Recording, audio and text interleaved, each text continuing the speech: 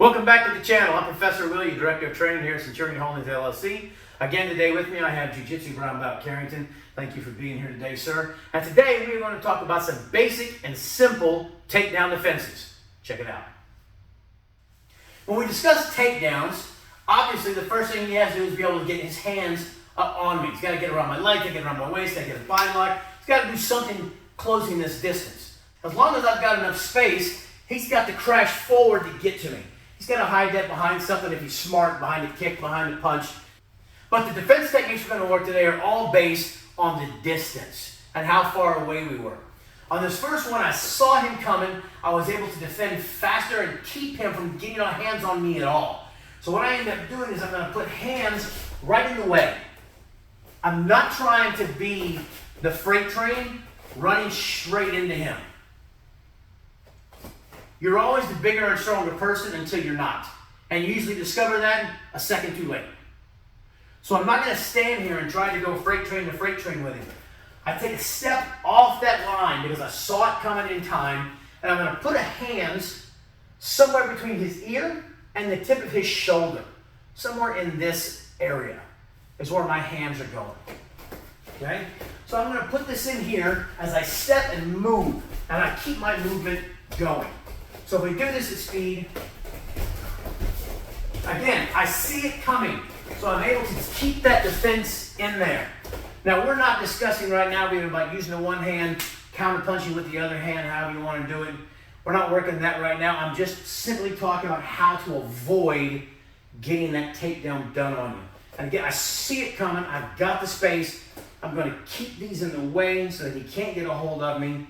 And I'm just going to use my footwork to move away from him. That's the first one we're working on. The second one we're going to work on is when you use the knee. This time he's gotten a little bit closer. I wasn't quite as fast as I was that first time, so I didn't quite get that step out. I've still got my frame in here, but now he's able to get a hand on me. Now he's got that hook in here. I can't go this way. If I start working this way, I'm putting myself into the danger area of that hand grabbing me and getting pulled in. So now what I have to do is I've got this stopped, and I'm going to use one of these weapons that I can shoot in here and hit him with. And again, I'm not trying to come up to the face unless he drops his head way low.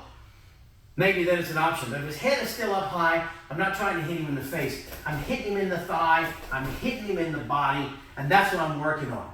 Because now I have this danger. I can't move around him. He's got this hook in him. He's really strong. My friend Jim Laird actually curled somebody to the ground like this in the ring in a fight one time. Literally curled him to the floor. And if you're fighting somebody like that, you're not going to beat that. So that's when we start working into these shots into the leg, keeping that frame in here. So that's the second one, is using the knee. All right, so on our third defense, now we've got in here, again, I didn't see this coming as fast as before. The first one I saw it coming, I had plenty of time. The second one I caught him just as he's coming in. Now this time he's got right up against me. He's got both arms in here. Now he's getting control of me. However, I still have my posture. I still have my base here. So this time, because now if I raise a knee, he's going to drive me straight back and pick me up. I'm taking this elbow and it's coming straight down. Again, we're not talking about self-defense here. I'm not talking about being in the ring or the cage. They have their own type of rules on that. But I'm hitting this right into his spine area. I'm hitting this one right against his ear. If I need to, I can even come down the back of the neck, should the situation warrant that. You got to remember, if you read our blog, you'll see one of our last blogs is on the thin line between self-defense and assault. You don't want to cross that. But if it's necessary, we hit that. So this time I just eat him up because I'm closer to him, but I still have posture at this point. He got hands on me, but I still had posture. We start ripping these elbows into the back of his head and neck area. All right, so we've done distance. I'm able to keep space between us, use my footwork to move around. We've done close enough. He's got one hand on me. I start throwing leg techniques, hitting him with knees. He gets even closer. Now I'm using the elbows. This time he gets all the way around my waist, and now we've got a real problem. Except he gave me what I needed. I'm coming right around here, I'm feeding right inside, and I'm grabbing my guillotine choke. So I'm going to drive this through. When I drive this in, especially since I don't have the long reach a lot of people do, is I'll drive across as far as I can, try and drive that through, and then bring in, grab the wrist. I want to keep this elbow high. If I leave this elbow here, he'll reach an arm over and he'll defend that. When I keep this arm high, it makes it a lot harder for him to reach over and defend that guillotine. So again, this time he gets in closer, boom, boom, and I'm going right around, drive that through, and pull up. Now this hand comes in and grabs my wrist, and you'll notice that this elbow is staying high. If I leave this elbow here, he reaches right around, and now I'm not moving his head independent of his shoulders, which is what causes the choke. I can make this rough and uncomfortable for him, but if he knows how to defend this, or he's done this kind of thing before, he knows that pretty soon I've got to let go a little bit and reposition, and that's when he'll escape. When I keep this high, it makes it a lot harder for him to do that, and I can still move his head independent of his body. Be careful when you do this. When I'm closing this off, I don't want to just look backwards. His head will pop out. I need to keep my shoulder forward and pull up using the body, and if I need to, I can even step close to him, but I have to keep his head inside. The moment I start just trying to do this, I give him that space and his head pops out. And if he's used to doing this, he's had that kind of training, or he's just a tough guy that decided he's not going to get choked out today, he'll keep that going long enough and be able to pop his head out. So we don't want to do that. So make sure that I'm keeping that good position as I crush it. And that's our guillotine. So a word of caution about things like the guillotine in a self-defense setting. There are various states that have laws considering chokeholds, and chokeholds being a deadly force situation. Even for civilians, not just for law enforcement, but even for civilians. So be careful about just choking a guy who is trying to take you down when that deadly threat is not present.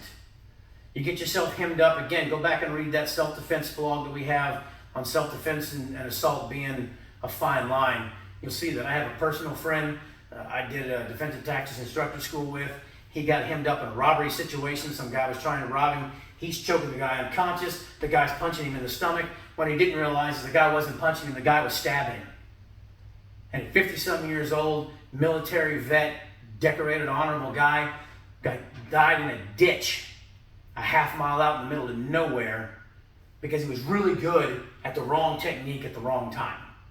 So just be careful about working things like that and going that is your only thing and your only go-to, because you might do the wrong thing at the wrong time, and that obviously can have bad, deadly consequences.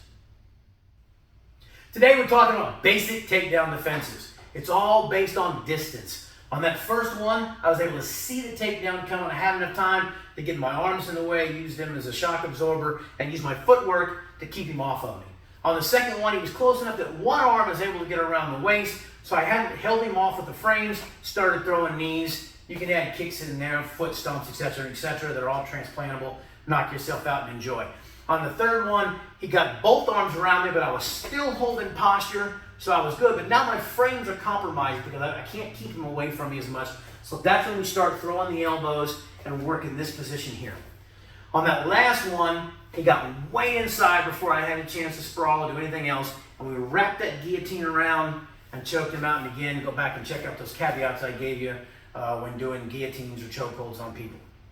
You can always check us out on CenturionHoldingsLLC.net. You can contact us for our seminar schedule, which is still open up in the fall a little bit, at CenturionHoldingsLLC@gmail.com. Don't forget to like and subscribe, all the social media things that you like to do. Check the QR code right there, and we'll see you next time.